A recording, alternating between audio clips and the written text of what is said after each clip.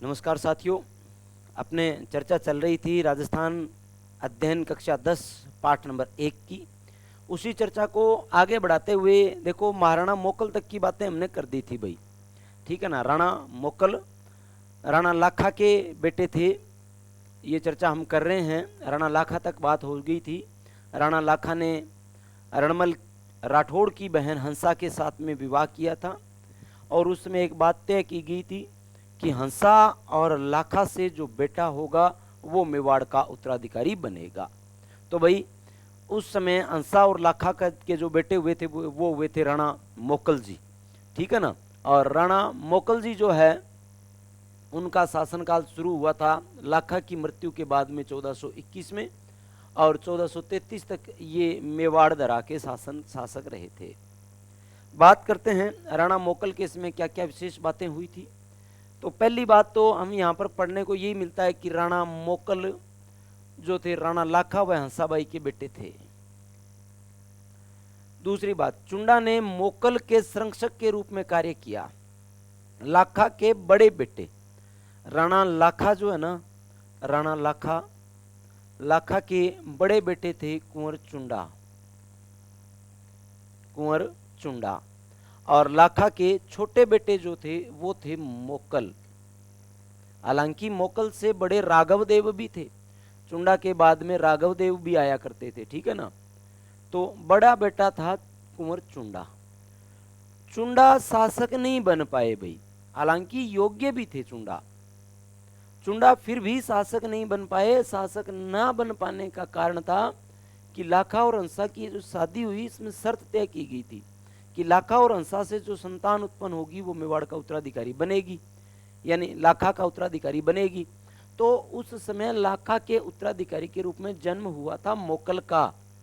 इस समय चुंडा ने भीष्म प्रतिज्ञा ली थी अपने पिता का मान सम्मान बचाने के लिए, मेवाड़ का मान सम्मान बचाने के लिए और अपने भाई मोकल को शासक बनाने के लिए भीष्म प्रतिज्ञा ली थी कि मैं मेवाड़ का शासक नहीं बनूंगा और मेरी सारी रियासत जो है जिसका मैं उत्तराधिकारी होने वाला हूं वो सारी रियासत मोकल को दूंगा और आजीवन मैं और मेरे वंशज मोकल या और मेवाड़ की सेवा में हाजिर रहेंगे। तो यहां पर देखो एक बात लिखी हुई है कि राणा मोकल के संरक्षक के रूप में चुंडा ने कार्य किया था। ठीक है ना। जो राजा बनने वाले थे, ये चुंडा मेवाड़ दरा के राजा बनने वाले थे और इन्होंने मोकल के संरक्षक के रूप में कार्य किया। कुछ समय बाद में यहां पर भी क्या होता है, रणमल चुंडा को यहां से निकलवाने की योजना भी बना लेता है और कहीं ना कहीं कामयाब भी हो जाते हैं। रणमल ने कहा था कि मोकल को चुंडा से खतरा है। हालांकि चुंडा तो अपना सब कुछ दे रहा है और चुंडा तो एक ऐसे व्यक्ति थे जिन्होंने अपना सब कुछ मेवाड़ पे न्योछावर किया था। मेवाड़ को बचाने के लिए, मेवाड़ के मान सम्मान आन बान को बचाने के लिए हर तरह से चुंडा और चुंडा के वंशज चुंडावत तैयार रहे थे। चुंडा के वंशज सलूम्बर के रावत कहलाते हैं या चुंडावत कहलाते हैं भाई। ठीक है ना। आगे देखो 1433 में मोकल की जीलवाड़ा में ये चाचा और मेरा थे। चाचा और मेरा ने हत्या कर दी थी भाई मोकल की। ठीक है ना। जीलवाड़ा अभियान में गए हुए थे ये और इस समय चाचा और मेरा ने मोकल की हत्या कर दी थी। मोकल की हत्या होगी और मोकल का सबसे बड़ा बेटा था राणा कुंभा जो तो 1433 से 1468 तक मेवाड़ दरा के शासक बने थे। और राणा कुंभा जब शासक बने ना तब मेवाड़ का सारा सिस्टम ही बदल दिया था कुंभा ने। देखो क्या किया, राणा कुंभा मोकल के बाद में शासक बने थे। ठीक है ना। मोकल के बाद में शासक बने थे भाई। मोकल के बाद उसके पुत्र राणा कुंभा 1433 में शासक बने थे। दूसरी बात, 1437 में सारंगपुर के युद्ध में मालवा के महमूद खिलजी प्रथम, ये महमूद खिलजी है ना, महमूद खिलजी प्रथम है भैया, महमूद खिलजी प्रथम को पराजित किया था। 1437 का सारंगपुर का युद्ध इस युद्ध का कारण चाचा और मेरा जो थे ना, देखो एक बार मैं बता देता हूं, देखना, ये जो चाचा और मेरा है ना, इनके सहयोगी थे मोकल की हत्या करने में। दो जने इसके साथ में थे, महपा और एका। ये जो है ना दोनों जने, ये दोनों जने भाग करके उस समय मोकल को मारने के बाद में भाग करके महमूद खिलजी के पास चले गए थे, मालवा चले गए थे। और महमूद खिलजी को राणा कुंभा ने शासक बनते ही खत लिखा था कि मेरे पिता के हत्यारे तेरे पास में आए हैं, खैर रहेगी कि आप उनको छोड़ दें। नहीं छोड़ा गया, और नहीं छोड़ा गया मतलब युद्ध के लिए तैयार हो जाओ। युद्ध के लिए महमूद खिलजी भी आगे से तैयार था। कुंभा और खिलजी के बीच में सारंगपुर का युद्ध हुआ, और इस युद्ध में कुंभा की विजय हुई थी। कुंभा ने जीतने के बाद में क्या करवाया, देखो जरा। इस युद्ध को जीतने के बाद कुंभा ने कीर्ति स्तंभ का निर्माण करवाया, या मैं कहूं विजय स्तंभ का निर्माण करवाया। विजय स्तंभ का निर्माण करवाया। ये विजय स्तंभ आपका 9 मंजिला है। कितनी मंजिलें हैं भाई? 9 मंजिला है भाई। ये विजय स्तंभ आपका विष्णु भगवान को समर्पित है, विष्णु भगवान को समर्पित है विजय स्तंभ, ठीक है ना। आगे देखो, 1456 ईस्वी में मालवा के महमूद खिलजी व गुजरात के कुतुबुद्दीन के बीच में चंपानेर की संधि हुई। ये महमूद खिलजी जो सारंगपुर से आ रहा है कुंभा से, और एक गुजरात के कुतुबुद्दीन, ये दोनों मिलेंगे, मिलकर के एक संधि करेंगे, एक संधि करेंगे कि कुंभा को हमें हराना है, ठीक है ना, कुंभा को हमें हराना है। अब कुंभा को हराने के लिए संधि कर रहे हैं 1456 में, चंपानेर की संधि कर रहे हैं। इस संधि के फलस्वरूप क्या होगा, दोनों मिलेंगे और दोनों मिलकर के कुंभा पर आक्रमण करेंगे, और कुंभा फिर से इनको पराजित करेंगे बदनौर के युद्ध में, भीलवाड़ा के युद्ध में 1457 में। यही बात है। 1456 में चंपानेर की संधि हुई, और उस संधि के फलस्वरूप इन्होंने 1457 में है ना कुंभा पर आक्रमण किया था। बदनौर का युद्ध हुआ था दोनों के बीच में, कुंभा ने दोनों को पराजित किया था बदनौर के युद्ध में। और कुंभा ने क्या करवाया भी, इस युद्ध के या इस विजय के उपलक्ष्य में कुशला माता का मंदिर बनवाया था, या कुशाल माता का मंदिर बनवाया बदनौर भीलवाड़ा में, बदनौर में। आगे देखना, कविराज श्यामल दास भी कुंभा को मेवाड़ के 84 में से 32 दुर्गों का निर्माता कहते हैं। कविराज श्यामल दास कह रहे हैं कि राणा कुंभा ने मेवाड़ के जो 84 किले हैं ना, उनमें से 32 दुर्ग बनवाए हैं, इसलिए दुर्ग स्थापत्य कला का जनक राणा कुंभा को माना गया है भाई।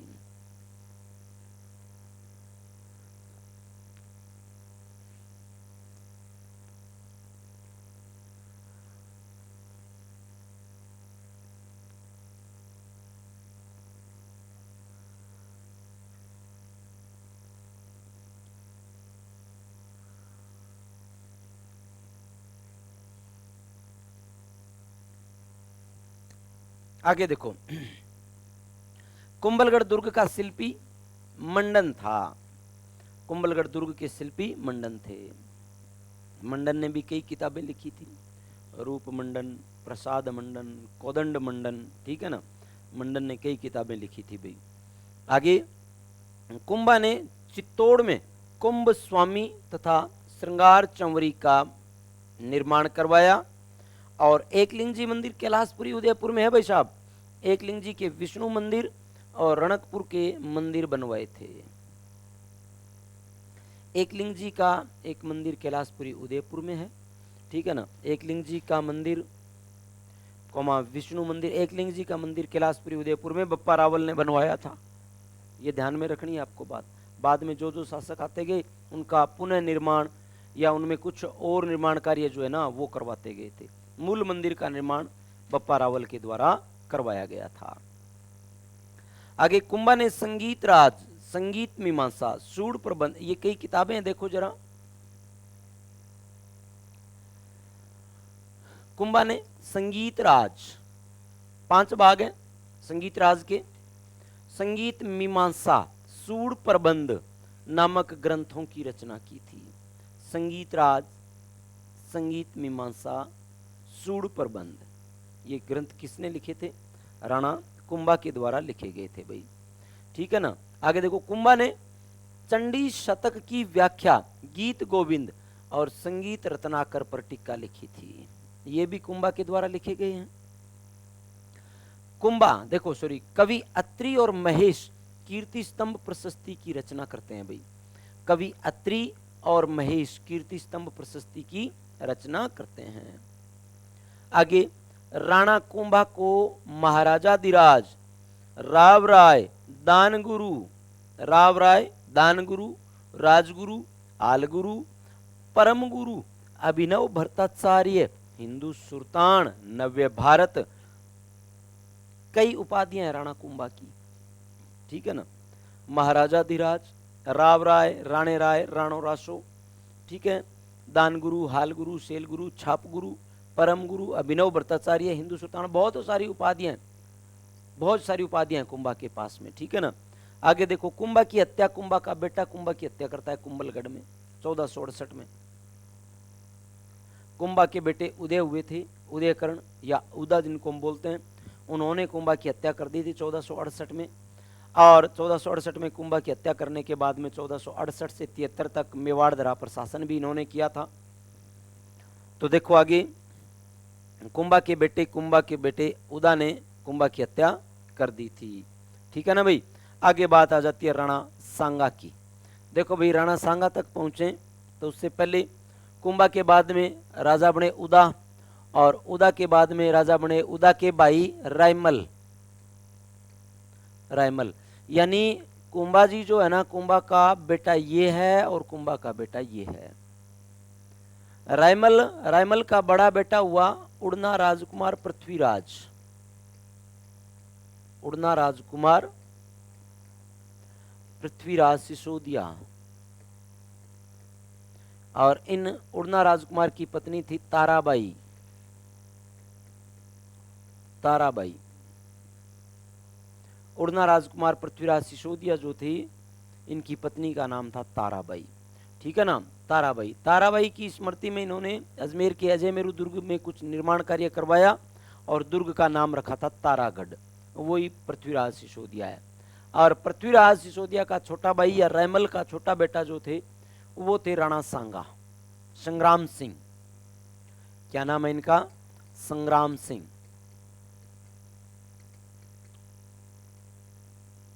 देखो भाई, 1509 में राज्याभिषेक हुआ था, और जब राज्याभिषेक हुआ था ना, इसमें भारत के राजा थे सिकंदर लोदी।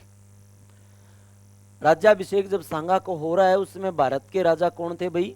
सिकंदर लोदी थे भाई। सिकंदर लोदी थे।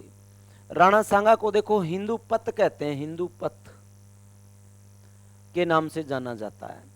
1517 ईस्वी में राणा सांगा ने खातौली के युद्ध में दिल्ली के सुल्तान इब्राहिम लोदी को पराजित किया। देखो 1517 में ही तो इब्राहिम लोदी शासक बने थे, और जब इब्राहिम लोदी सिकंदर लोदी के स्थान पर शासक बने ना, इब्राहिम लोदी ने क्या किया था, अपने सैनिक मियां माकन को यहाँ पर भेजा था सेना दे करके कि मियां माकन जी आप जाओ और राणा सांगा को पराजित करो और मेवाड़ पर अपना अधिकार स्थापित कर दो।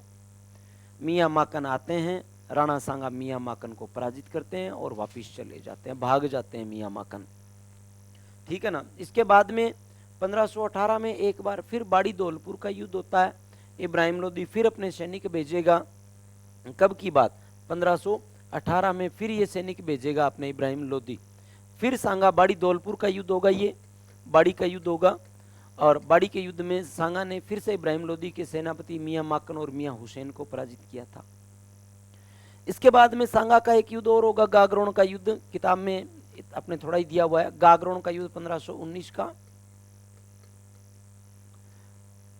महमूद खिलजी द्वितीय को पराजित करेंगे सांगा। सांगा का बेली था, खास दोस्त था चंदेरी का मेदिनी राय, और चंदेरी के मेदिनी राय का जब शासन चल रहा था ना, उस समय चंदेरी और गागरोन के आसपास के क्षेत्र, गागरोन जो था ना वो सांगा ने दे रखा था मेदिनी राय को। गागरोन के वर्चस्व की लड़ाई थी, और गागरोन को प्राप्त करना चाह रहे थे महमूद खिलजी द्वितीय। इस कारण 1519 में गागरोन का युद्ध हुआ था। चंदेरी के मेदिनी राय की सहायता के लिए राणा सांगा गागरोन गए थे। आगे देखो फरवरी 1527, 16 फरवरी 1527 बयाना के युद्ध में राणा सांगा ने बाबर की सेना को पराजित किया था। ये राणा सांगा को पराजित करने वाला राजा भारत का कौन था भाई? वो सांगा था। राणा सांगा ने बाबर की सेना को पराजित किया था। आगे देखो 17 मार्च 1527 ईस्वी को खानवा के मैदान में बाबर और राणा सांगा के बीच युद्ध हुआ था। ये खानवा का युद्ध इतिहास प्रसिद्ध युद्ध, और इस युद्ध में सांगा की पराजय हुई, बाबर की विजय हुई। ठीक है ना, बाबर की विजय हुई थी, और तोपखाने व तुलगमा पद्धति के कारण बाबर विजयी हुआ था। ये बात भी आपको ध्यान रखनी है। आधुनिक युद्ध पद्धति थी इसके पास में भाई। नई लाइन में देखो भाई,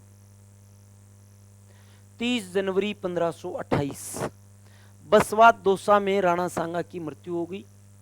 मांडलगढ़, कहां की बात कर रहे हैं? मांडलगढ़ राणा सांगा की समाधि स्थल है। राणा सांगा की मृत्यु के बाद राणा रतन सिंह और उसके बाद राणा विक्रमादित्य मेवाड़ के शासक बने थे। देखो भाई, राणा सांगा की मृत्यु के बाद में राणा रतन सिंह शासक बने थे। ये रीट में प्रश्न भी आया था कि राणा सांगा के बाद में शासक कौन बने थे। तो 1528 से लेकर के 1531 तक शासक बने राणा रतन सिंह, और 1531 से लेकर के 1536 तक शासक बने थे राणा विक्रमादित्य, और फिर राजा बने थे बनवीर। 1536 से लेकर के 1537 तक बनवीर राजा बने थे। भाई बनवीर को मारने का काम यहाँ पर जो है ना वो करेंगे, कौन करेंगे भाई? बनवीर को मारने का काम राणा उदय सिंह। किसके साथ में मिलकर के करेंगे भाई? मालदेव, मारवाड़ का मालदेव 1531 से 62। मारवाड़ के मालदेव राजा हुआ करते थे। 1531 से 62 तक मारवाड़ के मालदेव राजा थे, और उदय सिंह को साथ में लेंगे मालदेव जी, और दोनों जाकर के आक्रमण करेंगे इस पर, बनवीर पर 1537 में। 1537 में बनवीर से चित्तौड़ खाली करवा लेंगे, और चित्तौड़ के राजा के रूप में राज्याभिषेक हो जाएगा महाराणा उदय सिंह का। महाराणा प्रताप के पिता हैं, राणा सांगा के बेटे थे ये, कर्मावती और राणा सांगा के बेटे थे। जब राणा उदय सिंह का राज्याभिषेक यहाँ पर होता है, राणा उदय सिंह का राज्याभिषेक होने के बाद में राणा उदय सिंह राजा बनेंगे, बनवीर को यहाँ से भगाएंगे। अब बनवीर यहाँ से भाग तो जाएगा, लेकिन संपूर्ण मेवाड़ बनवीर से आजाद अभी तक ये नहीं करवा पाए थे। 1540 में एक युद्ध होगा, मावली का युद्ध। उस मावली के युद्ध में उदय सिंह जी जो है वो बनवीर को मारेंगे यहाँ पर, मारवाड़ के मालदेव की सहायता से। तो उदय सिंह जी अगर राजा बन रहे हैं ना, तो मारवाड़ के मालदेव की सहायता से राजा बन रहे हैं। मारवाड़ के राजा मालदेव ने है ना उदय सिंह को शासक बनवाया था। आगे देखो, पन्नादाय ने अपने पुत्र चंदन का बलिदान दिया और उदय सिंह को बनवीर से बचाया था। भाई बनवीर राजा बने हुए थे। बनवीर विक्रमादित्य की हत्या कर चुके थे, और विक्रमादित्य को मार करके कहते हैं कि बनवीर उदय सिंह को मारना चाहते थे। और जब बनवीर उदय सिंह को मारना चाह रहे थे, उस समय कहते हैं धाय मां पन्ना अपने बेटे चंदन की बलि देकर के किसको बचा लेती है? उदय सिंह को बचा लेती है। भाई उदय सिंह को कहते हैं इन्होंने बचा लिया था। उदय सिंह को बचाकर कुंभलगढ़ के किले में रखा। आगे देखो, मालदेव के सहयोग से 1537 ईस्वी में उदय सिंह का राज्याभिषेक हुआ था। मालदेव के सहयोग से, ये आगे है, नाम देख लेना। उदय सिंह का राज्याभिषेक हुआ था। नई लाइन में देखेंगे,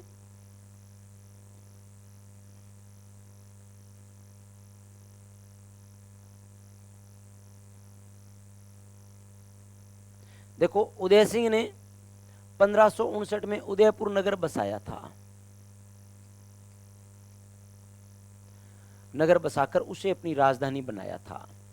आगे देखो, यहां उसने उदय सागर झील तथा मोती मगरी के सुंदर महलों का निर्माण करवाया था। मोती मगरी के सुंदर महलों का निर्माण करवाया। अक्टूबर 1567 में, ये इंपॉर्टेंट बात आ चुकी है भाई, अक्टूबर 1567 अकबर ने चित्तौड़ पर आक्रमण किया। चित्तौड़ का तीसरा शाखा था। देखो, चित्तौड़ का दूसरा शाखा विक्रमादित्य के समय हुआ था। 1531 से 36 का टाइम पीरियड जो था, 34-35 में यहाँ पर आक्रमण हुआ था चित्तौड़ पर। दूसरे शाखे के समय गुजरात के बहादुर शाह का, उसमें देवलिया प्रतापगढ़ के बाघ सिंह ने पुरुषों का नेतृत्व करते हुए केसरिया किया। और दूसरी बात, कर्मावती के नेतृत्व में जौहर हुआ था। विक्रमादित्य को वहां से निकाल लिया गया था और कुंभलगढ़ आशादेवपुरा के पास में भेज दिया गया था। आगे, उदय सिंह किले की रक्षा का भार जयमल राठौड़ और फत्ता सिसोदिया को सौंप करके पहाड़ियों में चले गए थे। कुछ इतिहासकार यहाँ पर उदय सिंह के बारे में सही बता रहे हैं, कुछ इतिहासकार उदय सिंह के बारे में कह रहे हैं कि उदय सिंह शायद डरे थे, और कुछ कह रहे हैं कि मेवाड़ की रक्षा के लिए ये जरूरी था। ठीक है ना, और हो सकता है ये मेवाड़ की रक्षा के लिए जरूरी हो। ठीक है ना, और उदय सिंह के बाद में तो जो व्यक्ति, जो हस्ती मेवाड़ धरा को मिली, उसका तो पूरा विश्व दीवाना हुआ था, महाराणा प्रताप जी। ठीक है ना, आगे देखो, किले की रक्षा के दौरान जयमल राठौड़ और फत्ता सिसोदिया, 1567-68 का ये साका है ना, इस साके में जयमल राठौड़ और फत्ता सिसोदिया दोनों वीर गति को प्राप्त हुए थे। आगे, अकबर ने जयमल फत्ता की वीरता से मुग्ध होकर आगरा के किले में, अकबर क्या करते हैं, जयमल राठौड़ और फत्ता सिसोदिया की वीरता से प्रभावित होते हैं और इन दोनों की प्रतिमा आगरा के किले में संगमरमर से निर्मित प्रतिमा लगवाते हैं दोनों की। वो कालांतर में औरंगजेब तोड़वा देगा। ऐसी ही एक प्रतिमा, गजारूढ़ प्रतिमा, बीकानेर के राय सिंह राठौड़ जूनागढ़ दुर्ग में लगवाते हैं। हाथी पर सवार प्रतिमा जयमल राठौड़ और फत्ता सिसोदिया की। ठीक है ना, तो उनके हाथियों पर सवार प्रतिमा अकबर ने लगवाई थी भाई। आगे देखो, महाराणा प्रताप जी मेवाड़, उदय सिंह राजा बने हुए थे 1537 से 72 तक। उदय सिंह का शासनकाल चल रहा था। उस समय महाराणा प्रताप का जन्म हुआ 1540 के 9 मई को कुंभलगढ़ दुर्ग में जन्म हुआ था, और 1572 में मेवाड़ के शासक बने थे। 1572 में मेवाड़ के शासक बने थे महाराणा प्रताप जी। 9 मई 1540 को जन्म हुआ, 1572 में राजा बने थे। 1597 तक राजा रहेंगे। 1572 से 1597 तक महाराणा प्रताप जी का शासनकाल चलता रहेगा भाई। और दूसरी विशेष बात, महाराणा प्रताप जी जब मेवाड़ के राजा बन जाएंगे ना, तब मेवाड़ जो है वो एक मजबूत स्थिति में भी प्रतीत होगा भाई। थोड़ा मेवाड़ थोड़ा मजबूत स्थिति में भी महाराणा प्रताप के शासनकाल के दौरान आएगा। अकबर भी आक्रमण करेंगे और अकबर को पता भी लगेगा कि किस रियासत पर और किस राजा को तू परेशान करने की कोशिश कर रहा है। जिस राजा ने अकबर खुद को परेशान कर दिया था, वो राजा अकबर से क्या परेशान होगा। अकबर को कुछ समझते नहीं थे। यहाँ तक देखो, अकबर ने महाराणा प्रताप को समझाने के लिए 1572 से 1576 तक के मध्य 4 शिष्टमंडल भेजे, जिनका नेतृत्व क्रमशः देखो 1576 शिष्टमंडल के रूप में ना होकर के युद्ध के रूप में है। पहले आए जलाल खां कोरची, दूसरे आए मान सिंह। नंबर 1 पे जलाल खां है। ठीक है, महाराणा प्रताप को समझाने के लिए क्या समझाना चाह रहे हैं महाराणा प्रताप जी को? महाराणा प्रताप जी को ये समझाना चाह रहे हैं कि आप महाराणा प्रताप जी अकबर की अधीनता स्वीकार कर लो। लेकिन महाराणा प्रताप ने पहले और लास्ट स्वर तक एक ही बात बोली थी कि हम अकबर की अधीनता स्वीकार करने के लिए राजा नहीं बने, हम मेवाड़ को लोगों के आतंक से बचाने के लिए शासक बने हैं। चाहे वो किसी भी प्रकार का आतंक हो, मेवाड़ धरा आजाद रहेगी, आजाद थी, आजाद रहेगी। दूसरे रूप में जलाल खां कोरची के बाद में भेजा मान सिंह, फिर भगवान दास, मान सिंह के पिता भगवान दास, और फिर आए टोडरमल। ये 3 यहां पर शासक के रूप में क्रमशः आए थे भाई। ठीक है ना, आगे देखो भाई, 18 जून 1576 18 जून 1576 को खमनोर के पास मुगल सेना का प्रताप से युद्ध हुआ था।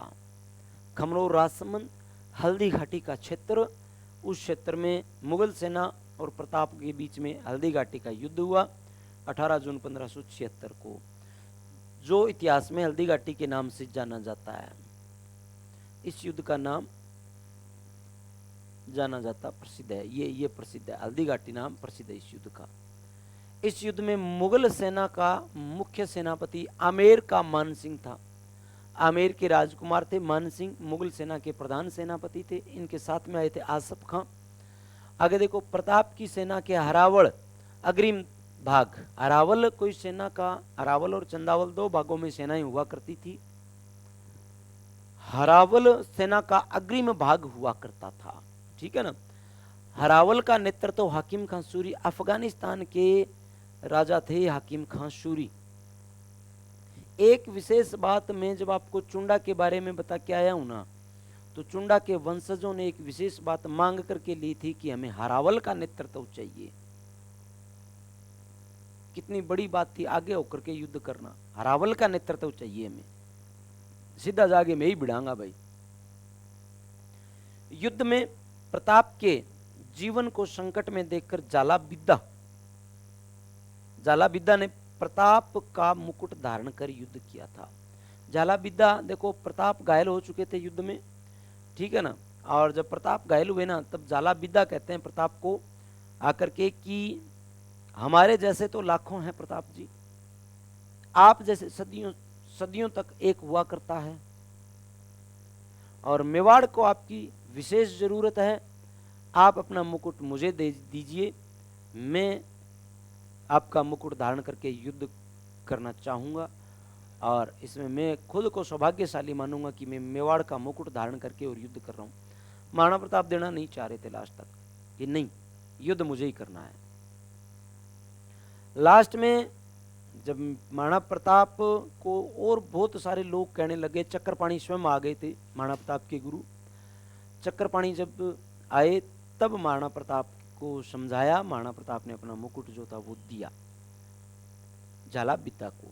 जालाबिद्दा ने महाराणा प्रताप का मुकुट धारण करके युद्ध किया था भाई। आगे देखो, यह युद्ध निर्णायक अनिर्णायक रहा था। कुछ कह रहे हैं अनिर्णायक कहा था, और कुछ कह रहे हैं कि महाराणा प्रताप की विजय हुई थी, लेकिन महाराणा प्रताप जो थे वो विजयी हुए थे भाई इस युद्ध में। नई लाइन में देखो, इस युद्ध में अबुल फजल ने खमनोर का युद्ध कहा। इस युद्ध को अबुल फजल कह रहा है ये खमनोर में हुआ था, सही है बात, खमनोर का क्षेत्र था। बदायूनी ने गोगुंदा का युद्ध कहा है।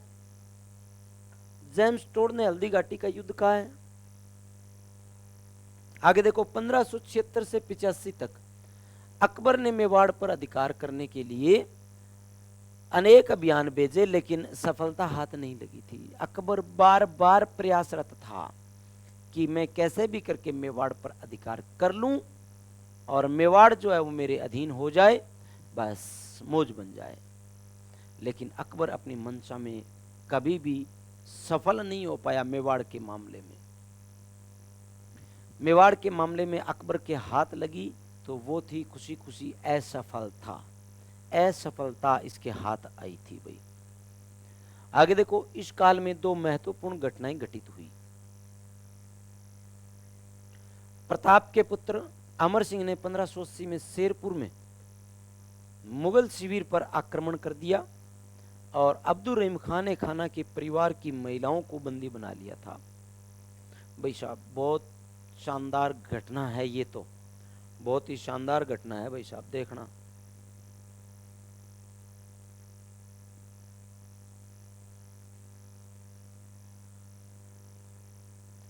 कह रहे हैं कि 1580 की बात है, अकबर ने अब्दुल रहीम खाना को भेजा था मेवाड़ अभियान के लिए और महाराणा प्रताप पर आक्रमण करने के लिए, महाराणा प्रताप को बंदी बनाने के लिए।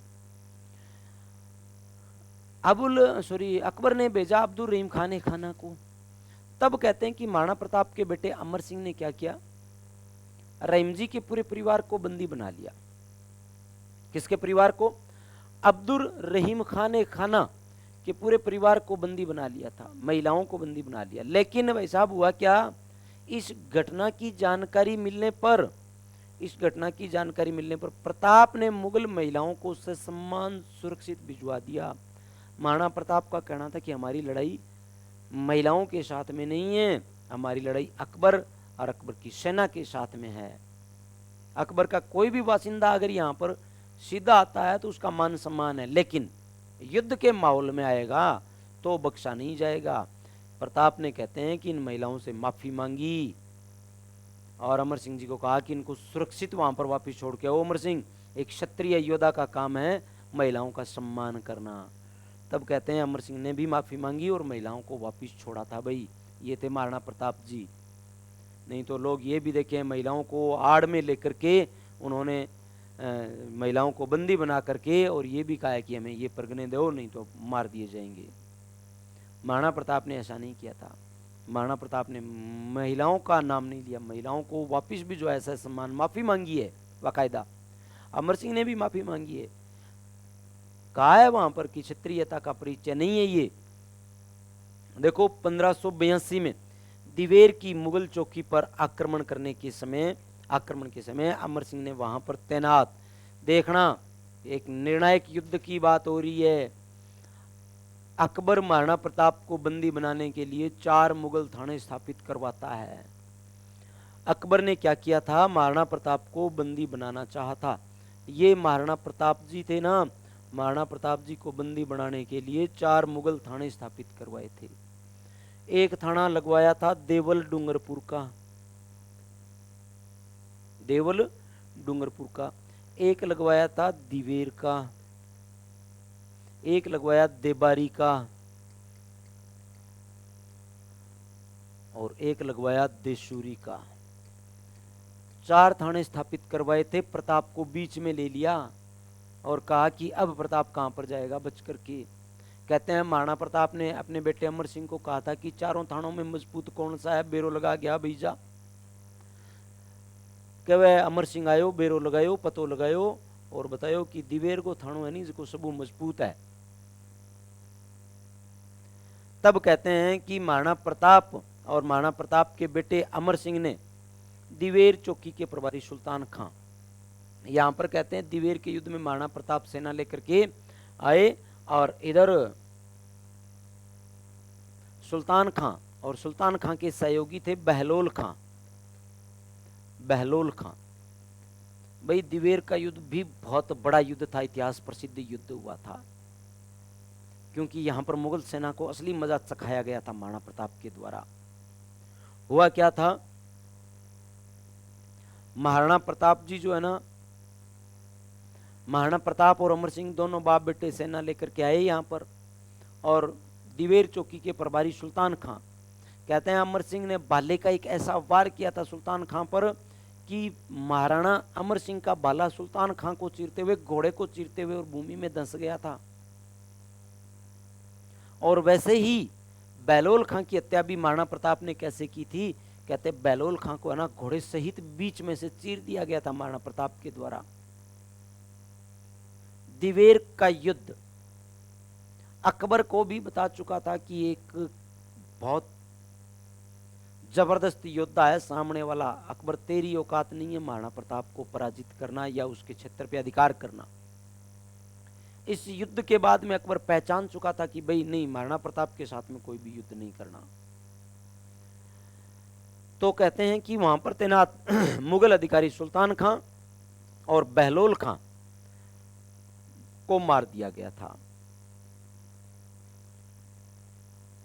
नई लाइन में देखो भाई, कहते हैं क्या कह रहे हैं, कर्नल टोड ने दिवेर को मेवाड़ का मैराथन कहा है। दिवेर के युद्ध को मेवाड़ का मैराथन। 19 जनवरी 1597 प्रताप की मृत्यु हो गई भाई।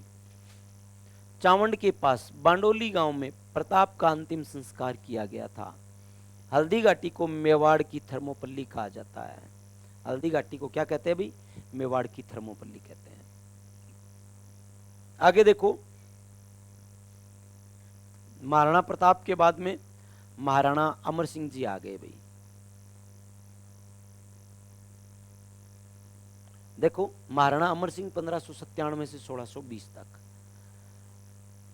अमर सिंह 1597 में मेवाड़ के शासक बने और फरवरी 1615 में मेवाड़ मुगल संधि हुई थी।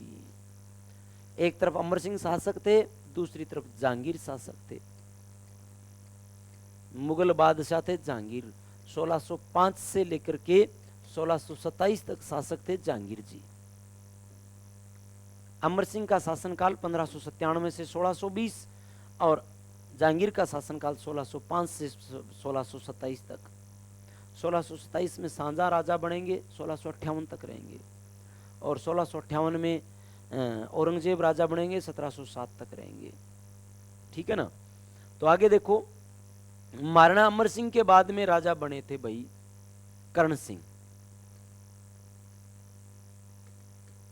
कर्ण सिंह 1620 से 1628 और कर्ण सिंह के बाद में है ना राजा बने थे जगत सिंह प्रथम 1628 से 52 और 52 से 80 जगत सिंह के बेटे राणा राज सिंह राजा बने थे। राज सिंह ने शासक बनते ही चित्तौड़ की मरम्मत का कार्य पूरा करवाने का निश्चय किया था। भाई जब ये मुगल मेवाड़ मुगल संधि हुई थी ना, उस संधि में एक बात कही गई थी कि चित्तौड़ का निर्माण नहीं करवाओगे आप, लेकिन राज सिंह ने उस संधि की शर्तों के विपरीत जाकर के चित्तौड़ का निर्माण कार्य जारी रखा था। आगे 1615 में मेवाड़ मुगल संधि की शर्तों के प्रतिकूल मानते हुए चित्तौड़ दुर्ग को ढहाने के लिए 30,000 सेना के साथ सादुल्ला खां को भेजा गया था। सादुल्ला खां को भेजा गया था भाई। आगे देखो 1679 की बात। 1679 औरंगजेब ने जजिया कर लगवाया था भाई। औरंगजेब के द्वारा कौन सा कर लगाया गया था? जजिया कर। हिंदू विरोधी कर था, गैर हिंदू कर था।